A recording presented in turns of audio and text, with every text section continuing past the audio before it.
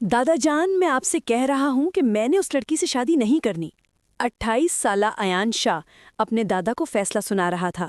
سکندر شاہ نے کرخت نگاہ اس پر ڈالی۔ تمہیں میرا یہ فیصلہ ماننا ہی ہوگا ایان۔ میں کسی صورت بھی تمہاری بیوی کو اس گھر میں آنے کی اجازت نہیں دوں گا، اس لیے بہتر ہوگا کہ تم اب دوسری شادی کر لو۔ ان کے لہجے کی سختی کو محسوس کرتے ہوئے ایان کے ماتھے کے بل گہرے ہوئے۔ اس گھر میں اگر میری بیوی کے روپ میں کوئی آئے گی تو وہی لڑکی آئے گی، اس کے علاوہ میں کسی سے بھی شادی نہیں کروں گا۔ وہ مزید کوئی بھی بات سنے بغیر لمبے لمبے قدم اٹھاتا وہاں سے نکل گیا۔ ٹھیک ہے، تو پھر لے آؤ اس بگڑی بھی لڑکی کو حویلی میں، وہ خود بھی یہاں آنے کے لیے راضی نہیں ہوگی، یہ بات لکھ کر لے لو۔ جاتے ہوئے ایان کے کانوں میں اپنے دادا کا جملہ گونجا تو وہ پلٹا، میں اسے اس حویلی میں لا کر ہی رہوں گا، یہ بات آپ بھی لکھ کر رکھ لیجئے۔ اتنا کہتے ساتھ ہی وہ لاؤنج سے باہر نکل گیا، جبکہ سکندر شاہ نے نفرت سے اپنا سر جھٹکا اور وہ صوفے کی پشت سے ٹیک لگاتے ہوئے ماضی کے خیالوں میں کھو گئے۔ سکندر شاہ کے 2 بیٹے نعمان سکندر اور ریحان سکندر تھے۔ نعمان سکندر کا ایک ہی بیٹا ایان شاہ تھا، جبکہ ریحان سکندر کی بھی اکلوتی بیٹی نینا ریحان تھی۔ نینا 10 سال کی تھی، جبکہ ایان 15 سال کا، جب سکندر شاہ نے ان کا نکاح کروا دیا تھا۔ نکاح کے کچھ دنوں بعد ہی نعمان سکندر کو ان کے دشمنوں نے موت کے گھاٹ اتار دیا۔ حویلی میں اس روز سوگ کا عالم تھا۔ سکندر شاہ بے جان نگاہوں سے اپنے بیٹے کی میت کو دیکھ رہے تھے۔ ریحان سکندر نے اس مشکل وقت میں اپنے بابا سکندر شاہ اور اپنی ماں زرمینہ بی بی کو سنبھالا تھا۔ نعمان سکندر کی موت کے بعد کچھ دن حویلی پر افسردگی چھائی رہی۔ جیسے ہی سکندر شاہ کی حالت کچھ سنبھلی تو انہوں نے اپنے دشمنوں سے بدلہ لینے کا فیصلہ کیا۔ شام کے سائے گہرے ہو رہے تھے جب سکندر شاہ نے اپنے بیٹے ریحان سکندر کو کمرے میں بلایا۔ سکندر شاہ نے اسے اپنے پاس بٹھاتے ہوئے بات کا آغاز کیا۔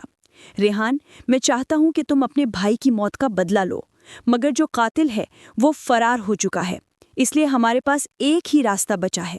ریحان سکندر نے ناسمجھی سے اپنے والد کی طرف دیکھا۔ خون کا بدلہ خون ہوتا ہے، مگر چونکہ قاتل فرار ہو چکا ہے، اس لیے تم ان کی بیٹی سے نکاح کر کے اسے اس حویلی میں لے کر آؤ گے اور وہ ہمیشہ اس حویلی میں قید رہے گی۔ ریحان سکندر کی سر پر جیسے کسی نے بم پھوڑ دیا ہو۔ یہ آپ کیا کہہ رہے ہیں بابا؟ میں ہرگز بھی اس ظلم کا حصہ نہیں بنوں گا۔ مانتا ہوں کہ خون کا بدلہ خون ہے، مگر میں ان بے جا روایات کو نہیں مانتا۔ میں کسی بھی عورت کی زندگی خواہ برباد نہیں کروں گا۔ اس خاندان کے مرد کی غلطیوں کی سزا اسے کیوں ملے، اور پھر میں اپنی جان سے پیاری بیوی پر سوتن نہیں لا سکتا۔ ریحان سکندر کے صاف انکار پر سکندر شاہ تلملا اٹھے۔ تمہیں شرم آنی چاہیے ریحان سکندر، انہوں نے تمہارے بھائی کا قتل کر دیا اور تمہیں ابھی بھی ان کے خاندان پر، ان کی عورتوں پر ترس آ رہا ہے۔ انہیں تمہاری بھابھی پر ترس کیوں نہ آیا؟ انہیں تمہارے 15 سالہ بھتیجے پر ترس کیوں نہ آیا؟ ہاں، سالوں پرانی دشمنی انہوں نے اب جا کر نکالی، اور تم میرے سامنے بیٹھ کر یہ ظلم و ناانصافی کا رونا رو رہے ہو۔ سکندر شاہ کی آواز مسلسل غصے سے کانپ رہی تھی۔ ریحان سکندر نے بے بسی سے ان کی طرف دیکھا۔ یہی تو فرق ہے بابا، انہوں نے ظلم کیا ہے اور ہم بھی بدلے میں ظلم کریں گے تو ہم میں اور ان میں کیا فرق رہ جائے گا؟ بس اس سے آگے میں ایک لفظ بھی نہیں سننا چاہتا۔ سکندر شاہ نے ہاتھ کے اشارے سے اسے ٹوکا۔ مجھے ہاں یا نہ میں جواب چاہیے ریحان سکندر، تم ان کی بیٹی سے نکاح کر کے اس گھر میں لے کر آؤ گے یا نہیں؟ ریحان سکندر کی نگاہوں میں کل رات کا منظر گھوم گیا جب اس کی بیوی زہرا نے اسے روتے ہوئے اپنی محبت کا واسطہ دیا تھا۔ وہ جانتی تھی کہ سکندر شاہ قاتل کے فرار ہو جانے کے بعد ضرور یہ فیصلہ کریں گے۔ ریحان سکندر کی نگاہوں میں اپنی بیوی کا معصوم چہرہ گھوما، اور دوسری طرف انہیں اس عورت پر بھی ترس آیا جو اس گھر میں لا کر قید کر لی جاتی اور پھر اس کی زندگی جہنم سے بھی بدتر ہو جاتی۔ ریحان سکندر نے ایک گہری سانس بھری۔ نہیں بابا، میں آپ کا یہ فیصلہ تسلیم نہیں کروں گا۔ میں ہرگز بھی اپنی بیوی پر سوتن نہیں لا سکتا، اور نہ ہی میں کسی سے بدلہ لینے کے لیے ان کے گھر کی بہن بیٹی پر ظلم کر سکتا ہوں، کیونکہ میں مقافات عمل سے ڈرتا ہوں۔ میری بھی بیٹی ہے۔ سکندر شاہ اس کے صاف انکار پر کچھ لمحوں کے لیے حیرت کی گہرائیوں میں ڈوب گئے، مگر پھر ان کی آنکھیں غصے سے سرخ ہوئیں اور وہ اپنی جگہ سے اٹھ کھڑے ہوئے۔ تو پھر میں آج اور اسی وقت تمہیں اپنی تمام جائیداد سے آگ کرتا ہوں، اور تمہارا آج کے بعد اس حویلی سے کوئی تعلق نہیں ہے۔ نکل جاؤ اپنی بیوی اور بیٹی کو لے کر اس حویلی سے۔ تمہیں شرم آنی چاہیے، تم نے اپنے باپ کا نام مٹی میں ملا دیا۔ دشمنوں سے بدلہ لینے کے بجائے تم نامردوں کی طرح ظلم اور مقافات عمل کی بات کر رہے ہو۔ سکندر شاہ مسلسل غصے سے چلا رہے تھے۔ ان کے چیخنے پر زرمینہ بی بی بھی دوڑی چلی آئیں۔ ریحان سکندر کی آنکھیں بھیگ گئیں، اسے اپنے باپ سے اس قدر سنگ دلی کی امید نہیں تھی، اس لیے وہ خاموشی سے پلٹے اور کمرے سے باہر نکل گئے۔ زرمینہ بی بی اپنی جگہ پر ساکت کھڑی تھیں، وہ فوراً اپنے شوہر کی طرف لپکیں۔ یہ آپ کیا کر رہے ہیں شاہ جی؟ ایک بیٹے کو تو آپ کھو چکے ہیں اور دوسرے بیٹے کو آپ خود حویلی سے نکال رہے ہیں، ہوش میں آئیں۔ سکندر شاہ نے ہاتھ کے اشارے سے اسے روکا۔ میں اس بارے میں مزید کوئی بات نہیں سننا چاہتا۔ ان کے لہجے میں اس قدر سختی تھی کہ زرمینہ بی بی اپنے ہونٹ بھینچ کر رہ گئیں اور وہ آنکھوں میں آنسو لیے کمرے سے باہر نکل گئیں۔ رات گہری ہو چکی تھی، مگر ریحان سکندر اپنے بابا کے فیصلے کے مطابق مزید ایک لمحہ بھی اس حویلی میں نہیں رکنا چاہتا تھا۔ اس نے کمرے میں آ کر ساری بات اپنی بیوی کو بتائی اور پیکنگ شروع کر دی۔ پیکنگ کرتے ہوئے انہوں نے پلٹ کر دیکھا تو زرمینہ بی بی آنکھوں میں آنسو لیے دروازے سے ٹیک لگائے کھڑی تھیں۔ ریحان سکندر کی بھی آنکھیں بھیگ گئیں اور وہ بھاگ کر اپنی ماں کے گلے جا لگا۔ بی جان، مجھے معاف کر دیجیے گا، مگر میں بابا کا فیصلہ مان کر کسی پر بھی ظلم کرنے کے حق میں نہیں تھا۔ زرمینہ بی بی نے روتے ہوئے اس کی پیٹھ تھپکائی۔ مجھے تمہارے فیصلے پر فخر ہے بیٹا، تم سے کوئی شکایت نہیں ہے، بس اپنا خیال رکھنا اور میری پوتی کا بھی بے حد خیال رکھنا۔ انہوں نے ریحان سکندر سے الگ ہوتے ہوئے بیڈ پر سوئی نینا کے گالوں کو پیار سے چھوا اور ایک بار پھر سے ان کی آنکھوں سے آنسو ٹوٹ کر ان کے گالوں پر بہہ گئے۔ مزید وہ یہاں ٹھہرتیں تو یقیناً انہیں روک لیتیں، اس لیے وہ زہرا کو گلے لگاتے اسے تسلی دینے کے بعد کمرے سے باہر نکل گئیں۔ ریحان سکندر نے ہتھیلی کی پشت سے اپنی آنکھوں کو رگڑتے ہوئے بیڈ پر سوئی ہوئی نینا کو اٹھایا اور رات کے اندھیرے میں اپنی بیوی کو لے کر اس حویلی سے ہمیشہ کے لیے نکل گیا۔ ایان شاہ اور نینا کی آپس میں گہری دوستی تھی۔ 15 سالہ ایان، جو دوسروں کے لیے بے حد سخت مزاج تھا، مگر نینا کو سامنے پاتے ہی وہ پگھل جاتا تھا۔ ایک لمحے کے لیے بھی وہ اس کے بغیر رہنے کا سوچ نہیں سکتا تھا۔ اگلی صبح جب وہ اٹھا تو اس نے ایک ہنگامہ برپا کر دیا۔ وہ چیخا چلایا، اسے اپنے دادا پر بے تحاشا غصہ آیا، جنہوں نے اس کی نینا اور اس کے پیارے چچا کو اس حویلی سے نکال دیا تھا۔ کئی سال گزرنے کے بعد بھی اس کا یہ غصہ کم نہ ہوا۔ سکندر شاہ وقت گزرنے کے ساتھ ساتھ مزید چڑچڑے ہوتے گئے۔ دونوں بیٹوں کے بچھڑنے کے بعد جب ان کے پوتے ایان شاہ نے بھی انہیں ہی غلط سمجھا تو وہ بھی اپنی ضد پر پکے ہو گئے اور انہوں نے فیصلہ کر لیا کہ وہ ہرگز بھی ریحان سکندر کی بیٹی نینا کو اس حویلی میں بہو بن کر نہیں آنے دیں گے۔ ریحان سکندر نے کچھ عرصہ اپنے دوست کے ہاں قیام کیا اور پھر اپنی بیوی اور بیٹی کو لے کر یورپ چلے گئے۔ دن مہینوں میں، مہینے ہفتوں میں اور ہفتے سالوں میں بدلتے پتہ ہی نہ چلا۔ 13 سال گزر چکے تھے، ریحان سکندر نے دوبارہ کبھی پلٹ کر پاکستان کی سرزمین پر قدم نہ رکھا۔ تو دوسری طرف ایان شاہ کے دل میں نینا کی محبت دن بدن بڑھتی چلی گئی۔ 12 سال کی کوششوں کے بعد بالآخر وہ اپنے چچا ریحان سکندر کا ٹھکانہ معلوم کرنے میں کامیاب ہو گیا، اور اب وہ پچھلے 1 سال سے پاکستان میں ہوتے ہوئے بھی اپنے ریسورسز کے ذریعے نینا کی ایک ایک حرکت سے باخبر تھا۔ نینا یورپ کے ماحول میں رہ کر دن بدن آزاد خیال ہو گئی تھی، مگر جو خبر کچھ دن پہلے ایان شاہ کو معلوم ہوئی وہ اس کا دماغ گھمانے کے لیے کافی تھی۔ نینا آزاد خیال ہو چکی تھی، یہ تو وہ کسی حد تک برداشت کر بھی لیتا تھا، مگر وہ پچھلے کچھ دنوں سے ایک آوارہ انگریز لڑکے کے ساتھ دیکھی جا رہی تھی۔ ادھر سکندر شاہ بھی مسلسل اس پر شادی کے لیے دباؤ ڈال رہے تھے، اس لیے اس نے اپنی بیوی نینا کو پاکستان واپس لانے کا فیصلہ کیا۔ اپنے دادا سے بحث کے بعد اگلے ہی روز وہ بغیر کسی کو بتائے یورپ چلا آیا۔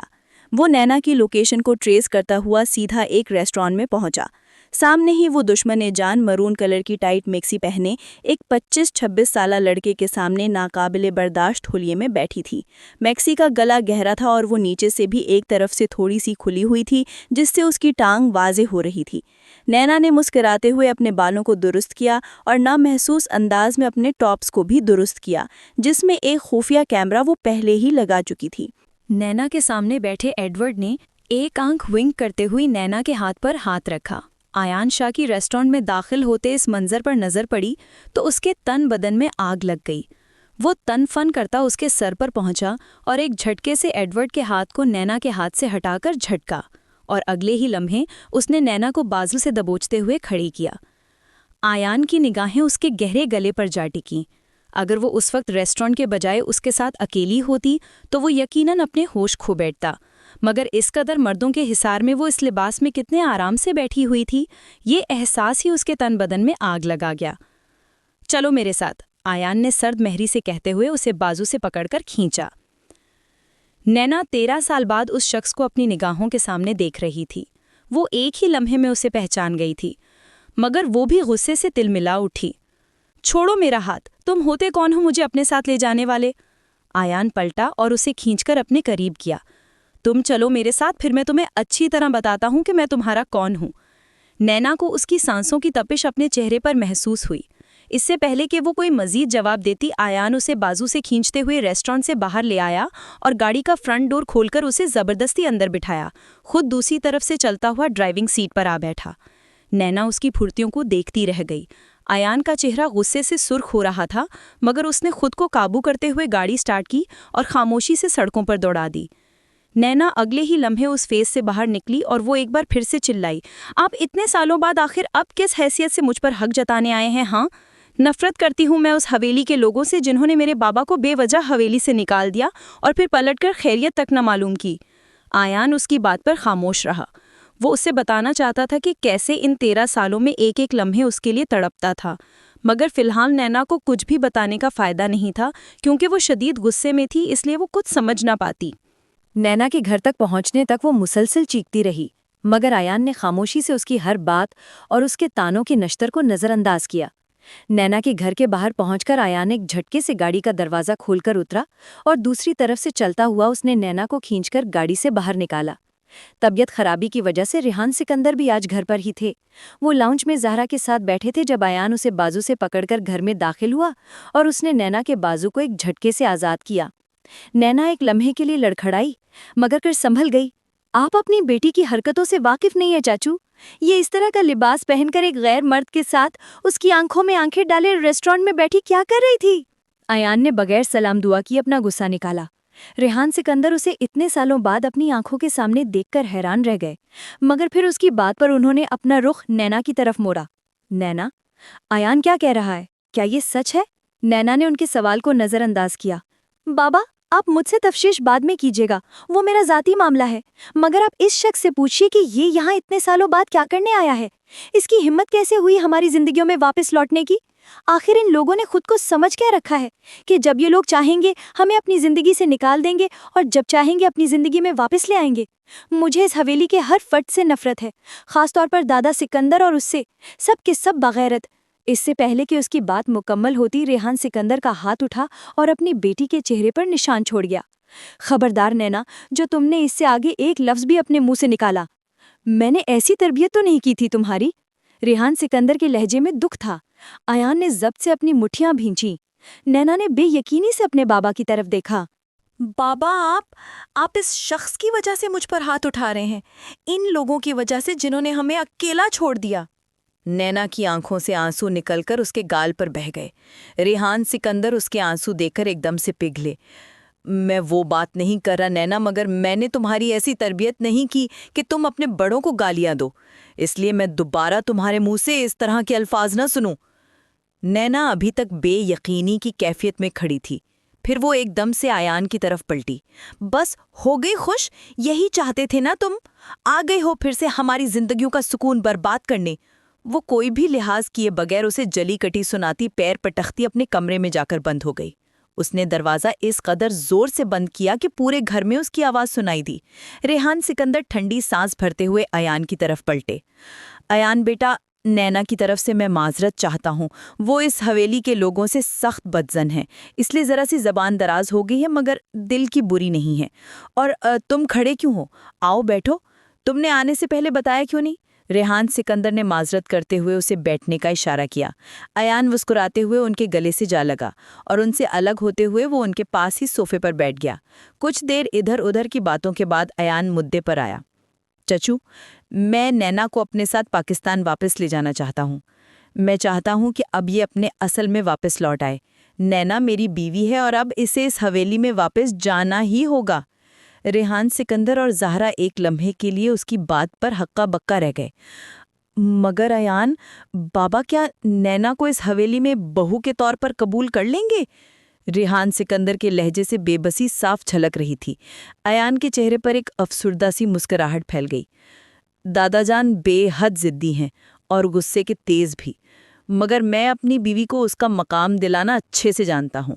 بس آپ مجھے اجازت دیجیے، میں نینا کو اپنے ساتھ لے جانے کے لیے ہی آیا ہوں۔ ریحان سکندر نے کچھ سوچتے ہوئے اس بات میں سر ہلا دیا۔ ٹھیک ہے ایان بیٹا، جیسے تمہاری مرضی، مگر نینا آسانی سے پاکستان واپس جانے کے لیے راضی نہیں ہوگی۔ تمہیں پہلے اسے راضی کرنا ہوگا، کیونکہ میں نہیں چاہتا کہ تم اسے زور زبردستی کر کے یہاں سے لے جاؤ۔ میں اس کی آنکھوں میں ایک آنسو بھی برداشت نہیں کر سکتا۔ ریحان سکندر کے لہجے میں اپنی بیٹی کے لیے محبت صاف جھلک رہی تھی۔ آیان کے چہرے کی مسکراہٹ گہری ہوئی۔ آپ فکر مت کیجیے چاچو، میں ابھی یہیں رہوں گا، اور جب تک میں نینا کو راضی نہیں کر لیتا میں اسے اپنے ساتھ لے کر نہیں جاؤں گا۔ آیان نے انہیں بے فکر کرتے ہوئے تسلی دی اور اس کی بات پر ریحان سکندر کے چہرے پر اطمینان بھری مسکراہٹ پھیل گئی۔ اور بی جان کیسی ہیں؟ ریحان سکندر کی آواز بھیگی ہوئی تھی۔ وہ ٹھیک ہیں، بس ذرا سا بیمار رہنے لگی ہیں اور آپ کو بہت یاد کرتی ہیں، آیان نے مسکراتے ہوئے جواب دیا۔ ریحان اور زہرا کی آنکھوں کی نمی گہری ہوئی۔ پھر کچھ دیر ادھر ادھر کی باتوں کے بعد آیان کو زہرا ایک کمرے میں چھوڑ آئیں کہ جب تک تم یورپ میں رہو گے ہمارے گھر ہی قیام کرنا۔ آیان شاہ کو بھی ان کی بات پر کوئی اعتراض نہیں تھا، ویسے بھی وہ نینا کے قریب رہ کر اسے سدھارنے کا ارادہ رکھتا تھا، اس لیے وہ خاموشی سے کمرے میں چلا گیا۔ رات کو دیر تک وہ بستر پر لیٹا پہلو بدلتا رہا۔ اس کی نگاہوں میں بار بار نینا کے آنسوؤں سے بھری آنکھیں گھوم رہی تھیں۔ بالآخر وہ اپنی ہلکی سی بھوری بیئرڈ پر ہاتھ پھیرتا ہوا اٹھ کر بیٹھ گیا۔ اس نے لائٹ آن کرتے ہوئے آس پاس نگاہیں دوڑائیں، مگر پانی کا جگ خالی پڑا تھا۔ وہ گہری سانس بھرتا ہوا اٹھا اور کمرے سے باہر نکل گیا۔ دبے قدموں چلتا ہوا وہ کچن میں پہنچا، مگر دروازے پر پہنچ کر وہ ٹھٹک گیا۔ نینا غصے میں دوبارہ کمرے سے باہر نہیں نکلی تھی اور نہ ہی اس نے ڈنر کیا تھا۔ اب اسے شدید بھوک کا احساس ہو رہا تھا، جس وجہ سے وہ کچن میں آ کر کھانا گرم کر رہی تھی۔ اس کی پشت ایان کی طرف تھی، اس لیے وہ اس کی موجودگی کو محسوس نہ کر پائی۔ ایان کچن کی دیوار سے ٹیک لگائے، بازو سینے پر باندھے بے باک نگاہوں سے اسے دیکھنے لگا۔ نینا نائٹ گاؤن میں ملبوس اسی طرح ننگے پاؤں چلی آئی تھی۔ اس کا خیال تھا کہ اس وقت کون سا گھر میں کوئی جاگ رہا ہوگا۔ ایان دھیرے سے قدم اٹھاتا اس کے پاس جا پہنچا۔ اپنے پیچھے کسی کی آہٹ محسوس کرتے ہوئے نینا پلٹی، مگر سامنے ہی اسے کھڑا دیکھ کر اس کے چہرے پر غصے کے ساتھ ساتھ شرم کے آثار ابھرے۔ اس نے ایک نظر اپنے لباس پر ڈالی اور پھر غرائی، تم یہاں کیا کر رہے ہو؟ اس کا لہجہ کاٹ کھانے والا تھا۔ ایان کے چہرے پر مسکراہٹ گہری ہوئی اور وہ 2 قدم مزید اس کی طرف بڑھا۔ میں تو پانی پینے آیا تھا، مگر مجھے کیا پتا تھا کہ یہاں مجھے میری بیوی مل جائے گی۔ ایان آنکھ مارتے ہوئے مزید اس کے قریب ہوا۔ نینا 2 قدم مزید پیچھے ہٹی اور اس نے اپنی انگلی اٹھائی۔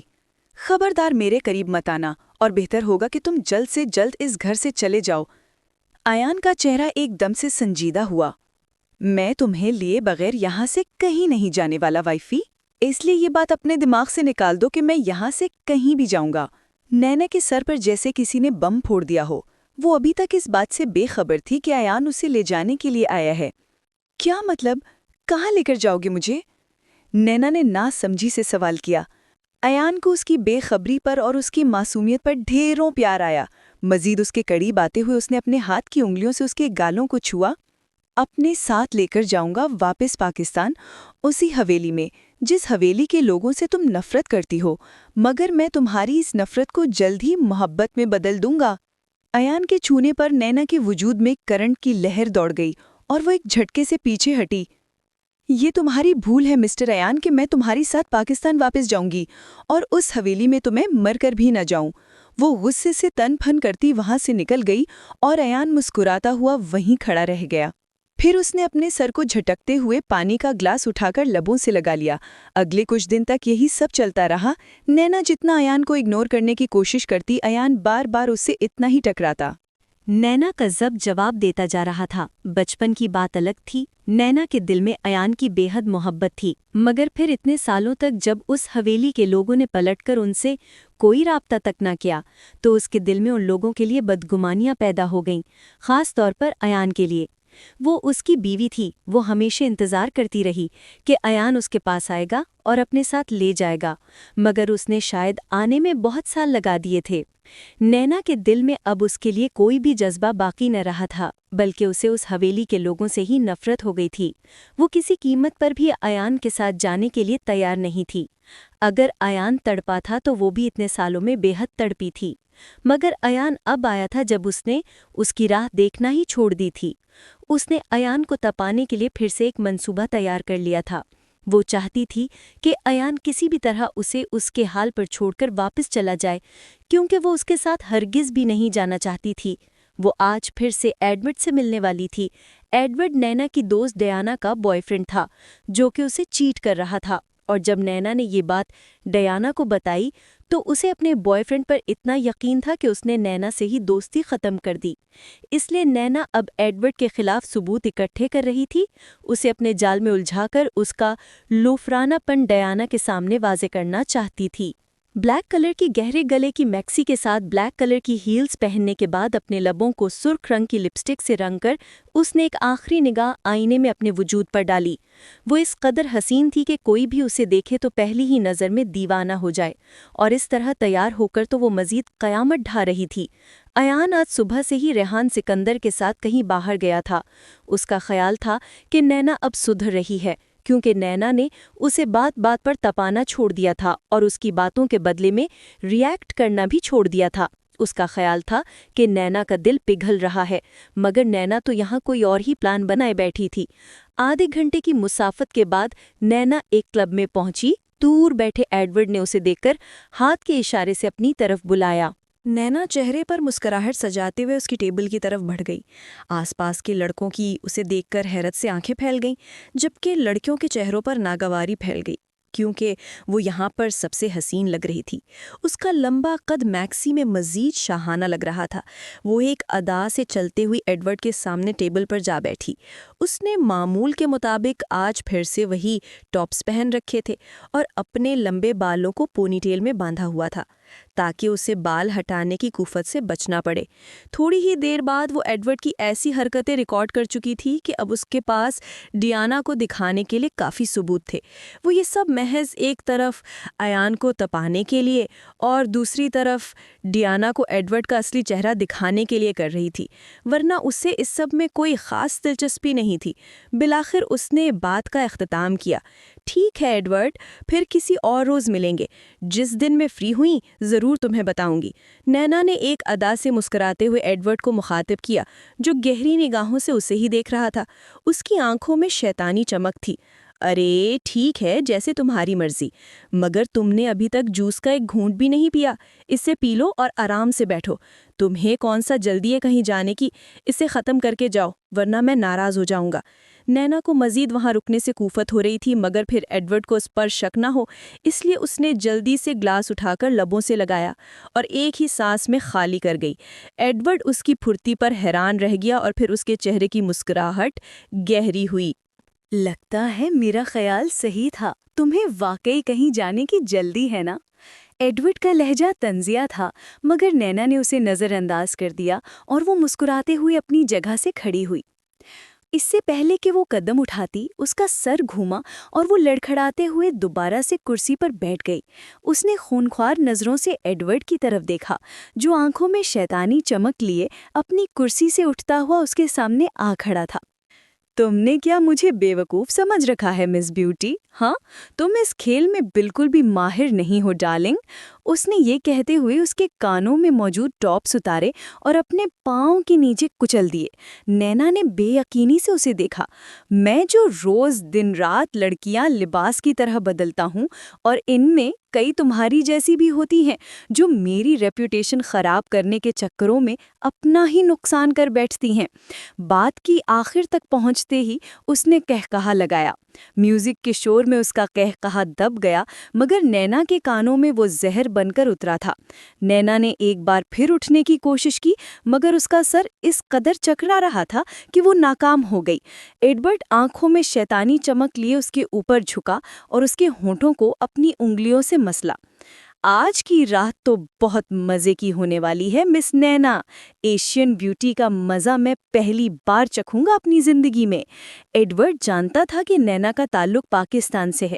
وہ بے باک نگاہوں سے گھورتا ہوا، اس سے پہلے کہ مزید کوئی حرکت کرتا، پیچھے سے کسی نے اسے بالوں سے پکڑ کر کھینچا اور وہ ایک دم سے لڑکھڑا کر فرش پر جا گرا۔ نینا نے بند ہوتی آنکھوں سے اپنے سامنے جو آخری چہرہ دیکھا وہ ایان کا تھا، اور پھر اس کے بعد اس کا وجود کرسی پر ہی ایک طرف کو ڈھلک گیا۔ ایان نے ایڈورڈ پر گھونسوں کی بارش کر دی۔ میوزک کے تیش اور تیز شور میں اس کے کہکہوں کی طرح اس کی چیخیں بھی دب کر رہ گئیں۔ اس کا دماغ ٹھکانے لگانے کے بعد وہ نینا کی طرف پلٹا جو بے ہوش ہو چکی تھی۔ اس نے نینا کو اپنے بازو میں بھرا اور بجلی کی تیزی سے کلب سے باہر نکل گیا۔ ایان بے شک ریحان سکندر کے ساتھ باہر گیا ہوا تھا، مگر اس نے اپنے ایک آدمی کو مسلسل نینا پر نظر رکھنے کا حکم دیا تھا، اور جب اسے خبر موصول ہوئی کہ نینا اس طرح کے لباس میں گھر سے نکلی ہے تو اس نے اس آدمی کو سختی سے تاکید کی کہ وہ نینا پر کڑی نگاہ رکھے، وہ آ رہا ہے۔ نینا کو لے کر وہ ایک ہوٹل میں چلا آیا تھا۔ وہ ہرگز بھی اس حالت میں اسے گھر نہیں لے جانا چاہتا تھا۔ اگر ریحان سکندر اور زہرا اپنی بیٹی کو اس حالت میں دیکھ لیتے، انہیں شدید شرمندگی ہوتی، اور ایان انہیں شرمندہ نہیں کرنا چاہتا تھا۔ ہوٹل کے کمرے میں داخل ہوتے ہی اس نے نینا کو بیڈ پر لٹایا اور خود اپنی پیشانی مسلتا ہوا اس کے پاس بیٹھ گیا۔ اگر نینا اس وقت بے ہوش نہ ہوتی تو وہ یقیناً اس کے غصے کا شکار ہو جاتی۔ اسے حیرت ہو رہی تھی کہ نینا ایسا کیسے کر سکتی ہے۔ بھلے ہی وہ اس ماحول میں پلی بڑھی تھی، مگر پھر بھی اسے نینا سے اس قدر بے باکی کی امید نہیں تھی۔ وہ اپنی پیشانی مسلتا ہوا کمرے سے باہر نکل گیا۔ 1 گھنٹے بعد وہ کمرے میں داخل ہوا تو نینا ابھی تک بے ہوش پڑی تھی۔ اس کی آنکھوں میں کچھ لمحے کے لیے حیرت ابھری اور پھر وہ بھاگ کر بیڈ کے قریب پہنچا۔ اس نے نینا کی نبض ٹٹولی۔ اس کا خیال تھا کہ وہ کچھ ہی دیر میں ہوش میں آ جائے گی، مگر وہ ابھی تک بے ہوش پڑی تھی۔ نینا کی نبض بے حد دھیرے سے چل رہی تھی۔ نینا کے آدھے چہرے کو اس کے بالوں نے چھپا رکھا تھا۔ ایان نے فکر مندی سے اس کے چہرے سے بال ہٹائے، مگر اس کے چہرے پر نگاہ پڑتے ہی اس کے قدموں تلے سے زمین کھسک گئی۔ نینا کے ناک سے خون کی ہلکی سی لکیر نکل کر اس کے ہونٹوں سے ہوتے ہوئے اس کی ٹھوڑی تک جا پہنچی تھی۔ ایان کے ہاتھ کانپے۔ اس نے نینا کو ایک دم سے اٹھا کر اس کا چہرہ تھپ تھپایا۔ نینا اٹھو، کیا ہوا ہے تمہیں؟ اس کا لہجہ کانپ رہا تھا، مگر نینا ابھی تک بے ہوش تھی۔ جب وہ اسے روم میں لے کر آیا تھا تب تو وہ بالکل ٹھیک تھی، مگر ہوش میں آنے کے بجائے اس کی طبیعت مزید بگڑ گئی تھی۔ وہ اسے باہوں میں اٹھائے جلدی سے باہر نکل آیا۔ کچھ ہی دیر بعد وہ اسے لے کر ہسپتال پہنچ گیا۔ رات کے 9 بج گئے تھے۔ نینا کو فوری طور پر ایمرجنسی روم میں لے جایا گیا۔ ایان باہر کرسی پر اپنا سر ہاتھوں میں تھامے بیٹھ گیا۔ اسے سمجھ نہیں آ رہی تھی کہ وہ ریحان سکندر اور زہرا چچی کو اس بات سے آگاہ کرے یا پھر بے خبر رکھے۔ اس نے فیصلہ کیا کہ فی الحال کچھ نہ بتایا جائے۔ ڈاکٹر روم سے باہر نکلیں تو وہ ان کی طرف لپکا۔ ڈاکٹر صاحبہ، کیا ہوا ہے؟ میری بیوی ٹھیک تو ہے نا؟ ڈاکٹر نے اس کی طرف دیکھ کر اسے تسلی دی۔ فی الحال ہم کچھ بھی نہیں کہہ سکتے، ان کا نروس بریک ڈاؤن ہوا ہے، وہ شدید ذہنی اذیت سے گزر رہی تھی، مگر ہمیں مزید ان کے ٹیسٹ کرنے ہوں گے تاکہ سب کچھ کلیئر ہو سکے۔ ایان کو لگا جیسے کسی نے اس کے سر پر آسمان گرا دیا ہو۔ اس نے بے یقینی سے اسبات میں سر ہلا دیا اور پھر دوبارہ سے کرسی پر ڈھہ گیا۔ ڈاکٹر اسے خاموش دیکھ کر وہاں سے چلی گئی، کیونکہ ان کے پاس بھی فی الحال کہنے کو کچھ نہ تھا۔ ایان مزید ریحان سکندر اور زہرا کو اس بات سے بے خبر نہیں رکھ سکتا تھا۔ تھوڑی ہی دیر بعد اس نے کال کر کے انہیں ساری سچویشن سے آگاہ کر دیا۔ ریحان سکندر اور زہرا کے تو جیسے ہاتھ پاؤں ہی پھول گئے تھے۔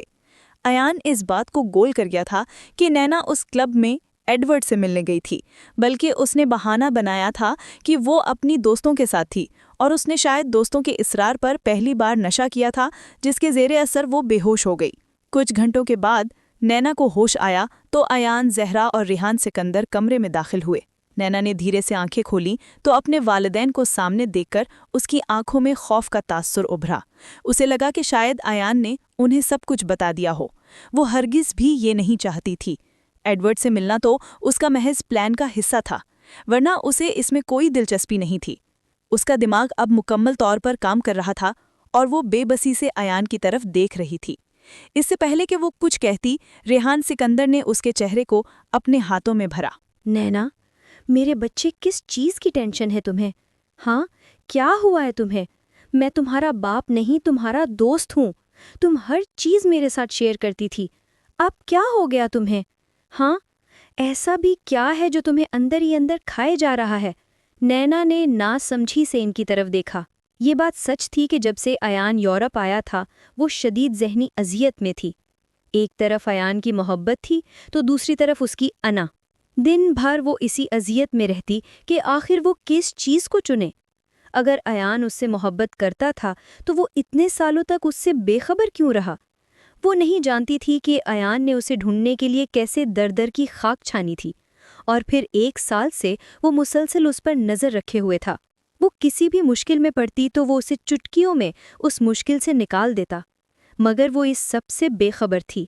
اسے یاد تھا تو صرف اتنا کہ ایان نے اتنے سالوں پلٹ کر اس کی خبر بھی نہ لی، مگر ایان کی روز بروز بڑھتی ضد نے اسے مزید ذہنی اذیت میں مبتلا کر دیا تھا۔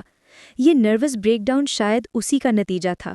کچھ ہی دیر بعد ڈاکٹر رپورٹس ہاتھ میں تھامے مسکراتی ہوئی کمرے میں داخل ہوئی۔ نینا سے اس کا حال احوال پوچھنے کے بعد وہ ان سب کی طرف متوجہ ہوئیں۔ شکر ہے خدا کا کہ ہمارے خدشے غلط ثابت ہوئے۔ آپ کی بیٹی محض کسی ذہنی ٹینشن میں مبتلا تھی اور پھر نشے کی اوور ڈوز کی وجہ سے یہ بے ہوش ہو گئیں، لیکن خطرے کی کوئی بات نہیں ہے، یہ بالکل ٹھیک ہے۔ اب آپ انہیں کچھ گھنٹوں بعد گھر لے جا سکتے ہیں، لیکن اس بات کا خیال رکھیے گا کہ دوبارہ انہیں کسی بھی چیز کی کوئی ٹینشن نہ دی جائے۔ ڈاکٹر نے سختی سے تاکید کی اور پھر کمرے سے باہر نکل گئی۔ کچھ ہی گھنٹوں بعد نینا کو ڈسچارج کر دیا گیا۔ اگلے چند دنوں میں ایان نے نینا کا اس قدر خیال رکھا کہ اس کا دل واقعی میں پگھلنے لگا۔ ابھی بھی وہ زہرا چچی سے سوپ بنوانے کے بعد اس کے کمرے میں داخل ہوا۔ نینا پہلے سے کافی بہتر ہو گئی تھی، مگر پھر بھی ایان چاہتا تھا کہ وہ کچھ دنوں تک پرہیزی کھانا ہی استعمال کرے، کیونکہ وہ میڈیسن لے رہی تھی، اس لیے وہ نہیں چاہتا تھا کہ اس کا سٹمک خراب ہو جائے۔ وہ ہاتھ میں باؤل پکڑے کمرے میں داخل ہوا۔ نینا گہری سوچوں میں الجھی ہوئی تھی جب وہ دھیرے سے چلتا ہوا بیڈ پر اس کے سامنے آ بیٹھا۔ نینا خاموشی سے اٹھ کر بیٹھ گئی۔ ایان نے بھی کوئی بات نہ کی اور خود سوپ کے چمچ بھر کر نینا کو پلانے لگا۔ نینا نے کن اکھیوں سے اسے دیکھا۔ ایان شاید ایڈورڈ والی بات کو بھول گیا تھا یا پھر وہ اس پر غصہ نہیں کرنا چاہتا تھا، اس لیے اس نے اسے معاف کر دیا تھا۔ نینا نے یہی سوچتے ہوئے اس کے چہرے پر نگاہیں جمائیں۔ وہ آہستہ آہستہ سوپ پی رہی تھی۔ ایان نے اسے اپنی طرف دیکھتے پا کر آنکھ ماری۔ کیا بات ہے وائفی، کیا آج تمہیں اپنے شوہر پر پیار آ رہا ہے جو اس قدر گہری نگاہوں سے دیکھ رہی ہو؟ نینا ایک دم سے اس کی بات پر سٹپٹا کر سیدھی ہوئی اور اس نے اپنی نگاہوں کا رخ پھیرا۔ جی نہیں، اس طرح کی خوش فہمیاں پالیے گا بھی مت، وہ ایک ادا سے کہتے ہوئے بے حد معصوم لگ رہی تھی۔ تھوڑی ہی دیر بعد نینا نے ہاتھ کے اشارے سے اسے روک دیا۔ بس، اس سے زیادہ میں نہیں پی سکتی۔ نینا کے کہنے کی دیر تھی کہ ایان نے باؤل سائڈ ٹیبل پر رکھا اور دوبارہ سے اس کے سامنے آ بیٹھا۔ میں جانتا ہوں میں نے کوئی خوش فہمی نہیں پال رکھی، بلکہ میری نینا مجھ سے واقعی بے حد محبت کرتی ہے۔ ایان کی آواز اس قدر خمار سے بھری ہوئی تھی اور اس کے لہجے میں ایسا یقین تھا کہ نینا ایک لمحے کے لیے اس کی آنکھوں میں کھو ہی گئی۔ ایان نے اس کا ہاتھ اپنے ہاتھوں میں لیا اور اس کے مزید قریب ہوا۔ ایان کے پرفیوم کی خوشبو نینا کے حواسوں پر چھا رہی تھی۔ ایان نے اپنا ماتھا اس کے ماتھے کے ساتھ لگایا۔ نینا، میں جانتا ہوں کہ تم مجھ سے ناراض ہو، مگر شاید تم اس بات سے واقف نہیں ہو کہ میں تمہارے لیے کتنا تڑپا ہوں۔ 13 سال میں کوئی ایک دن بھی ایسا نہیں گزرا جب میں نے تمہیں ڈھونڈنے کی کوشش نہیں کی ہو۔ 1 سال پہلے تقریباً میری ملاقات ریحان چچا کے پرانے دوست سے ہوئی۔ تم لوگوں کے جانے کے بعد انہوں نے بھی وہ شہر چھوڑ دیا تھا۔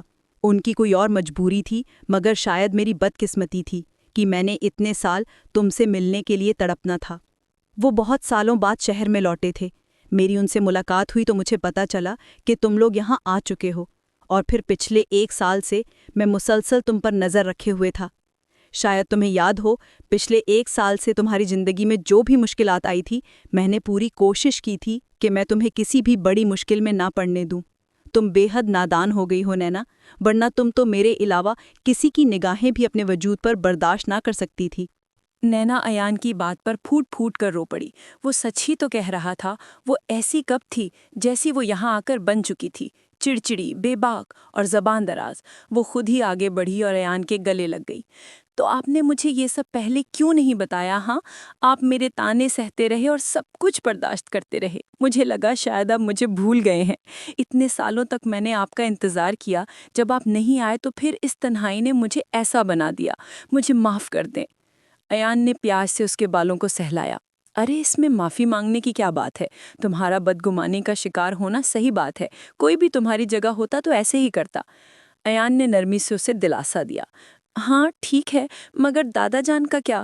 وہ تو بابا کو کبھی بھی معاف نہیں کرنا چاہتے، اور جس حویلی میں میرے بابا کی عزت نہ ہو میں وہاں نہیں جانا چاہتی۔ ایان، اس نے بے بسی سے الگ ہوتے ہوئے التجائی نگاہوں سے اسے دیکھا۔ انہیں میں خود ہی ہینڈل کر لوں گا نینا، تمہیں فکر کرنے کی ضرورت نہیں ہے۔ اتنا کہتے ساتھ ہی وہ اس کے مزید قریب ہوا اور اسے اپنی باہوں کے حصار میں لے لیا۔ نینا کی دھڑکنیں بے ترتیب ہوئیں اور اس نے بھی خود اپنا آپ ایان کے سپرد کر دیا۔ 3 مہینے گزر چکے تھے۔ ایان کی کوئی خیر خبر نہیں تھی۔ ہر گزرتے دن کے ساتھ سکندر شاہ بستر کے ساتھ لگتے جا رہے تھے۔ جوان بیٹوں کو کھونے کے بعد وہ اب اپنے جوان پوتے کو بھی کھو چکے تھے۔ زرمینہ بی بی کی حالت بھی کچھ ان سے الگ نہ تھی۔ ایان انہیں بغیر بتائے ہی یورپ چلا گیا تھا اور انہیں ابھی تک معلوم نہیں ہوا تھا کہ وہ کہاں ہے۔ سکندر شاہ کو رہ کر اپنے اس دن کی باتیں یاد آ رہی تھی جب انہوں نے ایان پر شادی کے لیے زور ڈالا تھا۔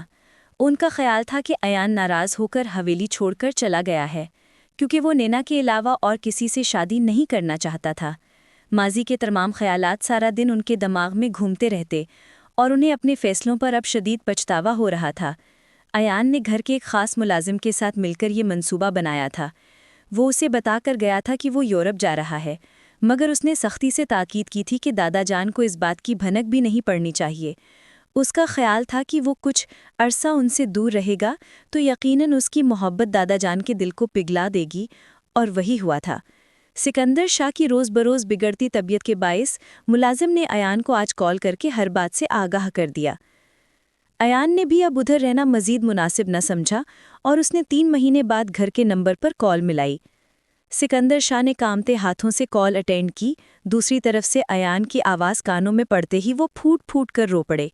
ایان بیٹا، مجھے معاف کر دو، تم جہاں بھی ہو واپس آ جاؤ۔ میں ہرگز بھی تمہاری شادی کسی اور سے نہیں کرواؤں گا، بلکہ تم کہو گے تو میں نینا کو بھی قبول کر لوں گا، مگر خدا کے لیے مجھے عمر کے اس حصے میں تنہا مت کرو۔ ایان نے اگلے ہی لمحے انہیں تسلی دی اور انہیں ساری بات سے آگاہ کر دیا کہ وہ 3 مہینوں سے یورپ میں ریحان چچا کے ساتھ ہی قیام پذیر ہے۔ یہ سنتے ہی سکندر شاہ کا دل پگھل گیا اور انہوں نے ایان سے کہا کہ ریحان سکندر سے ان کی بات کرواؤ۔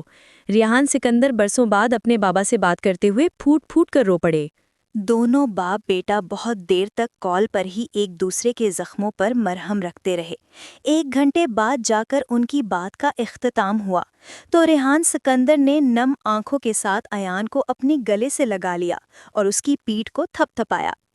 بہت شکریہ بیٹا، اگر تم یہاں نہ آتے تو نہ جانے شاید موت تک میں اپنے بابا سے نہ ملتا۔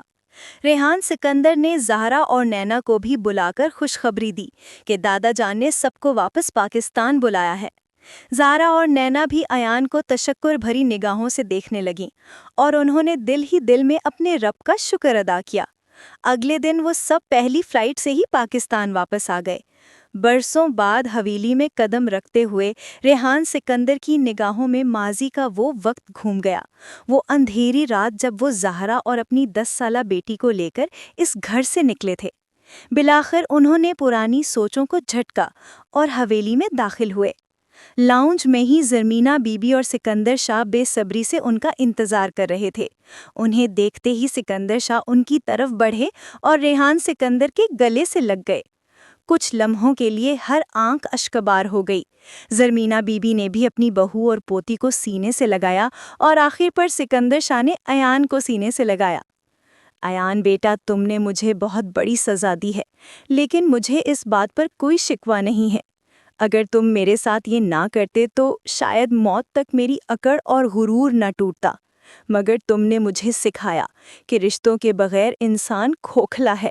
جب اپنے ہی پاس نہیں رہتے تو پھر جن لوگوں کی خاطر انسان اپنوں کو خود سے دور کرتا ہے انہیں بھی ہمارے حال پر ترس نہیں آتا۔ سکندر شاہ ایک بار پھر سے پھوٹ پھوٹ کر رو دیے۔ ایان نے انہیں محبت سے اپنے سینے میں بھینچ لیا۔ دادا جان، میری نیت آپ کو سزا دینے کی نہیں تھی، میں صرف آپ کو احساس دلانا چاہتا تھا، اور اللہ کا شکر ہے کہ اس نے آپ کے دل کو نرم کیا اور ہماری حویلی میں پھر سے خوشیاں لوٹا دی۔ زرمینہ بی بی اور سکندر شاہ نے نینا کو بھی محبت سے گلے لگایا۔ ماشاءاللہ، میری بچی کتنی بڑی ہو گئی ہے اور اب تو بالکل چاند کا ٹکڑا بن گئی ہے۔ زرمینہ بی بی نے خوشدلی سے اس کی تعریف کی۔ نینا کی آنکھیں تشکر کے آنسوں سے لبریز تھی۔ وہ کن نگاہوں سے بار بار ایان کو دیکھ رہی تھی جس کے چہرے پر صدیوں کا سکون تھا۔ وہ دل ہی دل میں اسے دیکھتے ہوئے شکر ادا کر رہی تھی۔ حویلی میں پھر سے خوشیاں لوٹ آئی تھیں، زندگی معمول پر آ گئی تھی۔ ریحان سکندر اور ان کی فیملی کو پاکستان واپس آئے 1 ہفتہ گزر چکا تھا، مگر سکندر شاہ کے دشمنوں کو یہ بات ہضم نہیں ہو رہی تھی۔ برسوں پہلے انہوں نے ایک چال چل کر اس حویلی کی خوشیاں اجاڑی تھیں۔ مگر پھر سے اس حویلی کے مکینوں نے سکون اور صبر سے ایک دوسرے کو معاف کر کے گلے سے لگا لیا تھا، اور یہی بات ان سے ہضم نہیں ہو رہی تھی۔ سکندر شاہ کے والد نے برسوں پہلے ان کے گھر کے ایک مرد کو قتل کیا تھا، کیونکہ اس نے سکندر شاہ کی والدہ کے ساتھ نازیبا حرکت کرنے کی کوشش کی تھی، جس کا بدلہ دلاور علی نے لیا تھا، جو کہ اس وقت سکندر شاہ کا ہم عمر تھا۔ اس کا والد تھا جسے سکندر شاہ کے والد نے قتل کیا تھا، اور پھر برسوں بعد اس نے سکندر شاہ کے بیٹے کو قتل کر کے اپنا بدلہ پورا کیا، مگر ابھی بھی اسے سکون نصیب نہیں ہو رہا تھا۔ اس کا بس نہیں چل رہا تھا کہ وہ اس حویلی کے ہر فرد کو ختم کر دے، ان کی نسلوں کا خاتمہ کر دے۔ جب سکندر شاہ نے اپنے ہی بیٹے کو حویلی سے نکال دیا تو اس کی روح تک میں سکون اترا تھا۔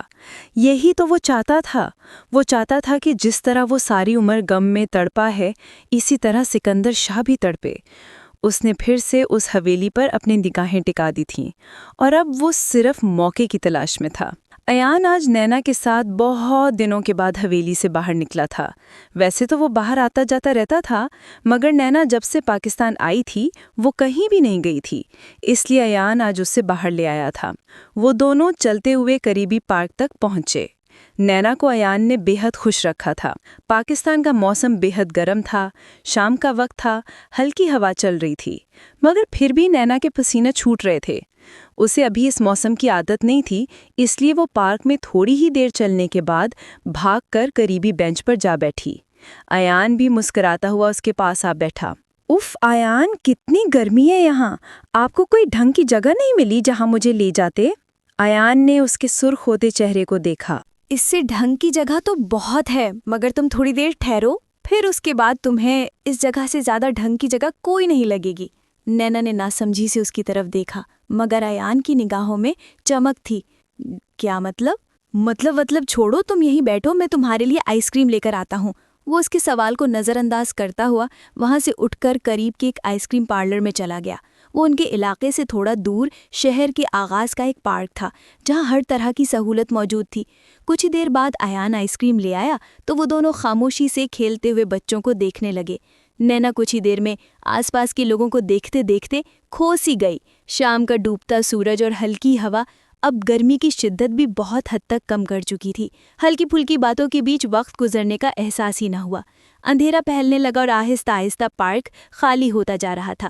نینا نے ایان کو مخاطب کیا، ایان، اب ہمیں بھی چلنا چاہیے، ہمیں واپس حویلی بھی جانا ہے، اور رات کے وقت جانا ٹھیک نہیں۔ ایان نے مسکرا کر اس بات میں سر ہلایا، ہاں لیکن تھوڑی دیر اور۔ نینا خاموش ہو گئی۔ تھوڑی دیر بعد ایان واش روم کا بہانہ بنا کر وہاں سے اٹھ کر چلا گیا۔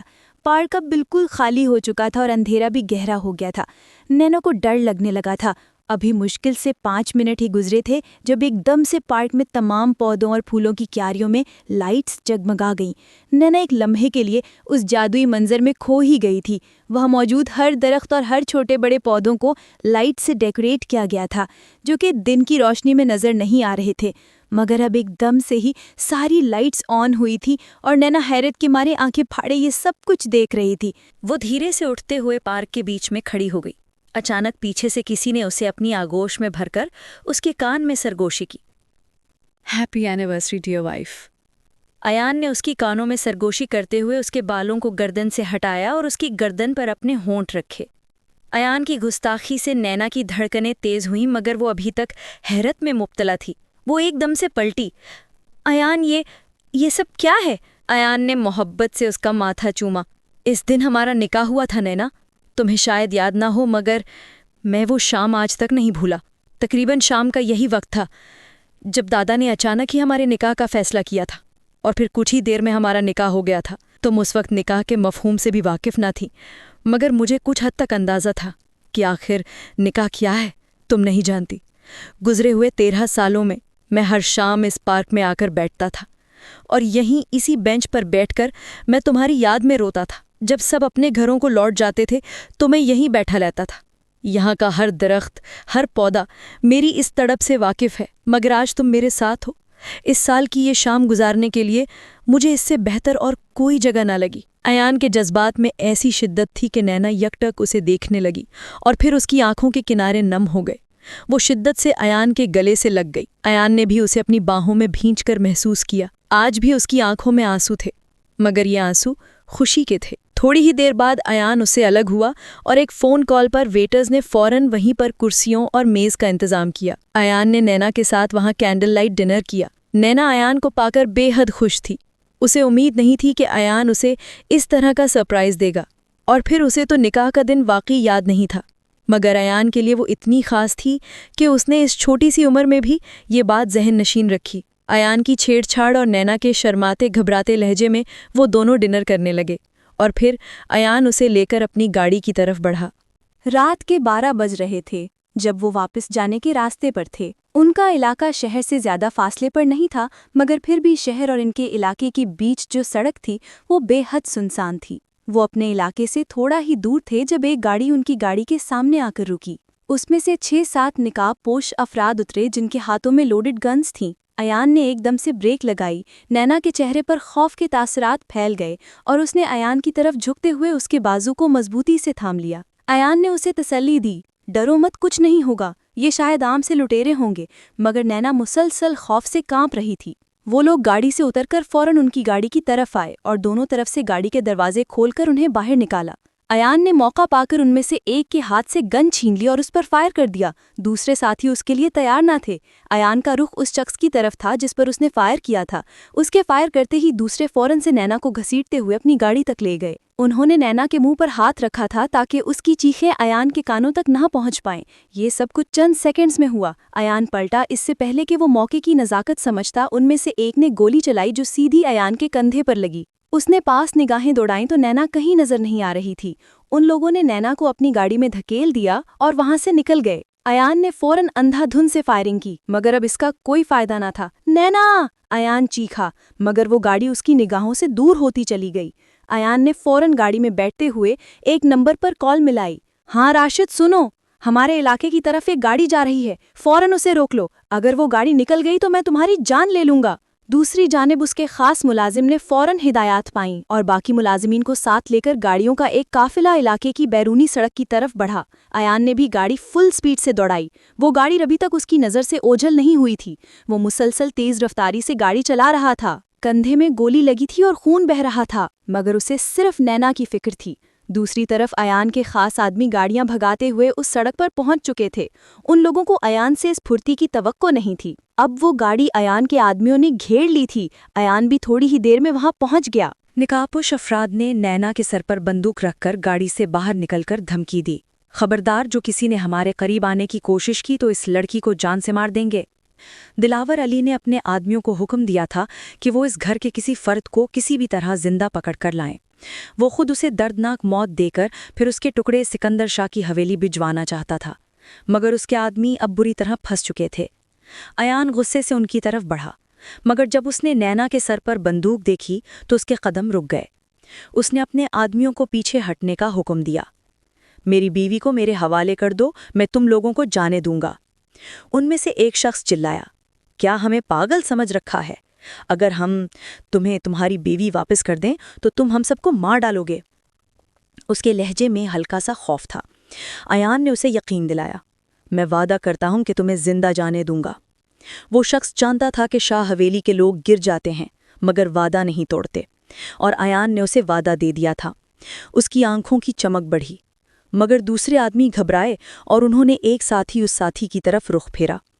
تو پاگل ہو گیا ہے کیا؟ اس نے صرف تیری جان بخشنے کا وعدہ کیا ہے، اور ہمارا کیا؟ موقع کا فائدہ اٹھاتے ہوئے ایان نے اپنے آدمیوں کو اشارہ دیا۔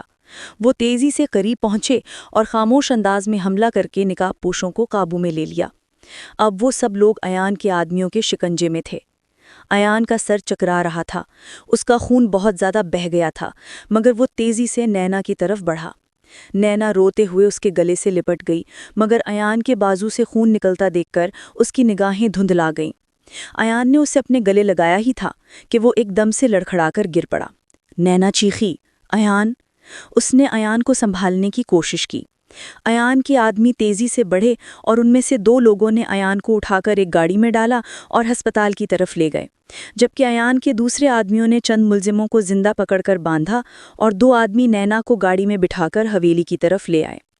نینا کو حویلی میں چھوڑنے کے بعد سکندر شاہ اور ریحان شاہ کو سارے معاملات سے مطلع کیا گیا۔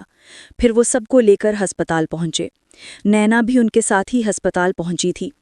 ایان کو ایمرجنسی روم میں شفٹ کر دیا گیا تھا اور اس کا آپریشن چل رہا تھا۔ سکندر شاہ اور ریحان شاہ بے چینی سے کمرے کے باہر ٹہل رہے تھے۔ جب ڈاکٹر کمرے سے باہر آئے تو ڈاکٹر نے انہیں پریشان دیکھ کر تسلی دی۔ اللہ کا شکر ہے کہ ان کی جان بچ گئی ہے، مگر خون بہت زیادہ بہہ گیا تھا، اس لیے انہیں ہوش میں آنے میں کچھ وقت لگے گا، چند گھنٹے لگ سکتے ہیں۔ اور ڈاکٹر وہاں سے چلے گئے۔ کافی گھنٹوں کے بعد جب ایان کو ہوش آیا تو وہ سب اس کے کمرے میں داخل ہوئے۔ سب کو فکر مند دیکھ کر اس کے چہرے پر ہلکی سی مسکراہٹ پھیل گئی۔ اس کے بازو پر گولی لگی تھی مگر وہ کافی بہتر تھا۔ اس نے اٹھ کر بیٹھنے کی کوشش کی مگر چکر آنے کی وجہ سے دوبارہ لیٹ گیا۔ اٹھنے کی ضرورت نہیں ہے، سکندر شاہ اور ریحان شاہ نے آگے بڑھتے ہوئے اسے لیٹے رہنے کی ہدایت کی۔ نینا بھی اس کے پاس ہی آنکھوں میں آنسو لیے کھڑی تھی۔ تھوڑی دیر بعد سکندر شاہ اور ریحان شاہ نے اس سے سارے معاملے کی تفصیل لی اور پھر کمرے سے باہر نکل گئے۔ زرمینہ بی بی کی طبیعت کل سے خراب تھی، اس لیے کسی نے بھی انہیں اس حادثے کی خبر نہیں دی تھی۔ وہ حویلی میں ہی دوا کے اثر سے سو رہی تھیں۔ ریحان اور سکندر شاہ نے ملازمین کو سختی سے تاکید کی تھی کہ انہیں اس حادثے کی خبر نہ دی جائے۔ اب کمرے میں نینا اور ایان کے علاوہ کوئی اور نہیں تھا۔ نینا دوڑتی ہوئی اس کے پاس پہنچی اور بیڈ پر لیٹنے کے انداز میں اس کے سینے پر سر رکھ کر مسلسل ہچکیوں سمیت رو دی۔ ایان نے ایک ہاتھ سے اس کے بالوں کو سہلایا۔ ارے بیگم، گولی سے میری جان تو نہیں گئی مگر تمہارے ان آنسوؤں سے ضرور چلی جائے گی۔ نینا نے فوراً اس کے منہ پر ہاتھ رکھا۔ اللہ نہ کرے، کیا باتیں کر رہے ہو؟ نینا کے لہجے میں فکر تھی۔ مذاق کر رہا ہوں وائفی۔ پھر اس نے نینا کے ناک سے اپنا ناک رگڑا۔ نینا نے منہ بسورا۔ خبردار، اگر دوبارہ ایسا مذاق کیا تو اپنے ہاتھوں سے جان لوں گے۔ میرے پیاری بیوی، تمہارے ہاتھوں سے تو مرنے کا مزہ ہی الگ ہوگا۔ ایان نے نینا کو آنکھ مارتے ہوئے ایک بار پھر سے چھیڑنا شروع کیا۔ نینا آگے بڑھی اور اس کے ہونٹوں پر اپنے لب رکھے۔ ایان اس اچانک حملے کے لیے تیار نہیں تھا۔ ایک ہی سیکنڈ میں اس کے دل کی دھڑکن تیز ہو گئی اور اس نے زور سے نینا کو اپنے دوسرے بازو کے سہارے سے مزید قریب کھینچ لیا۔ نینا جو اس کی زبان کو روکنے کے لیے حرکت کر بیٹھی تھی اب پچھتا رہی تھی۔ ایان اسے کسی بھی صورت چھوڑنے کے لیے راضی نہ تھا۔ بہت مشکل سے اس نے اپنی سانسوں کو سنبھالتے ہوئے اسے خود سے الگ کیا۔ توبہ ہے میری جو میں دوبارہ ایسی حرکت کروں۔ نینا منہ بسورتے ہوئے اس سے تھوڑا دور ہٹی۔ ایان کا ایک بار پھر سے قہقہا گونجا اور اس نے نینا کو پھر سے کھینچ کر اپنے اوپر گرا لیا۔ ٹھیک ہے، دوبارہ ایسی حرکت کرنے سے پہلے 100 بار سوچنا۔ نینا نے مسکراتے ہوئے اس کے سینے میں سر چھپا لیا۔ سکندر شاہ نے اس بار اپنے دشمنوں کو معاف نہیں کیا تھا اور ان آدمیوں کی گواہی پر دلاور علی کو پولیس کے حوالے کر دیا گیا، جسے عمر قید کی سزا ہو گئی۔ کچھ دنوں بعد ایان بھی ڈسچارج ہو کر ہاسپٹل سے گھر آ گیا اور ان کے دشمن کا بھی خاتمہ ہو گیا تھا۔ حویلی میں خوشیاں پھر سے واپس لوٹ آئیں۔